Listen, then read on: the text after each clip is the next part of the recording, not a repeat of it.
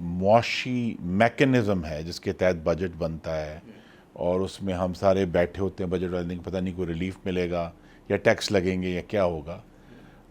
इसमें वक्त के साथ साथ जो तब्दीली आनी चाहिए थी वो मुख्तलिफ़ सियासी जमातें आई, किसी ने ज़्यादा काम किया, किसी ने कम काम किया, लेकिन जो बराह रास्त पाकिस्तान के अवाम को रिलीफ जो है अगर मैंने मिलते हुए देखा है तो वो मेरी जमात का जो दौर था 13 से 17 वाला,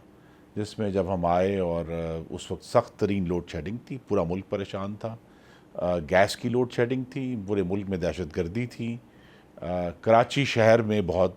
10,000 लोग पिछले 5 साल में टारगेट किलिंग के में शहीद हो चुके थे। तो वो जो हुकूमत थी प्राइम मिनिस्टर नवाज शरीफ की, उसने इन चारों मामलात पे पाकिस्तान के अवाम को रिलीफ दिया, लेकिन मुआशी रिलीफ अभी देना बाकी है। और जिस महंगाई का आपने तज़किरा किया, ये बात कम लोगों को याद शायद नहीं है या कोई उस पर गौर नहीं करना चाहता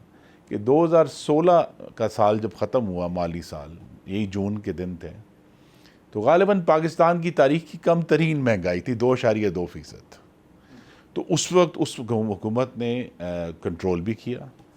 आज जब हम 10 साल आगे आ गए हैं, 2026 में हैं, तो चैलेंजेस बढ़ गए हैं। जो हुकूमतों के पास वसाइल और उनके ऊपर जो जिन इश्यूज़ का बर्डन है वो बढ़ गया है। तो पाकिस्तान के अवाम, मेरे लिए तो वैसे दुख की बात है